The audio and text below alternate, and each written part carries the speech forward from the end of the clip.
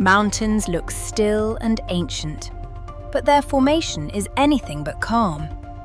Here's the full breakdown of the powerful forces that build Earth's tallest structures. Every mountain on Earth begins deep below the surface, driven by the movement of tectonic plates. The planet's outer shell is broken into giant slabs that float on softened rock beneath them. When plates push together, mountains can rise. The Himalayas formed from the Indian plate, crashing into the Eurasian plate.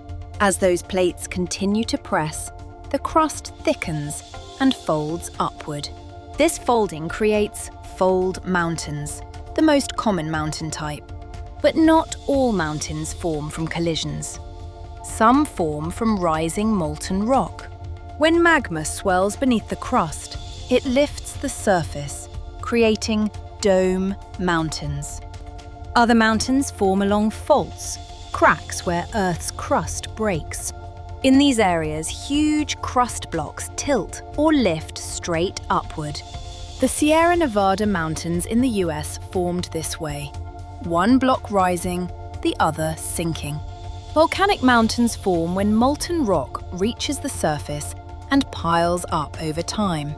Japan, Hawaii, and parts of the Pacific Ring of Fire are full of volcanic peaks. Once mountains form, they're constantly shaped by erosion. Wind grinds exposed rock into dust. Rainwater carries sediment downhill, carving sharp valleys. Ice is one of the strongest sculptors. Glaciers can cut entire U-shaped valleys into solid rock.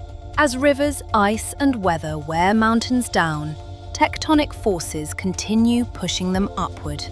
This balance determines the final height of a mountain range.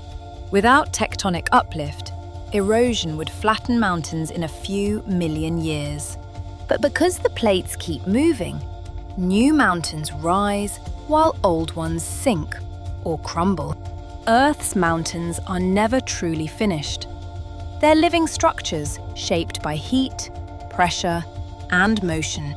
More Earth science breakdowns coming tomorrow. Stick around for the next atmospheric wonder.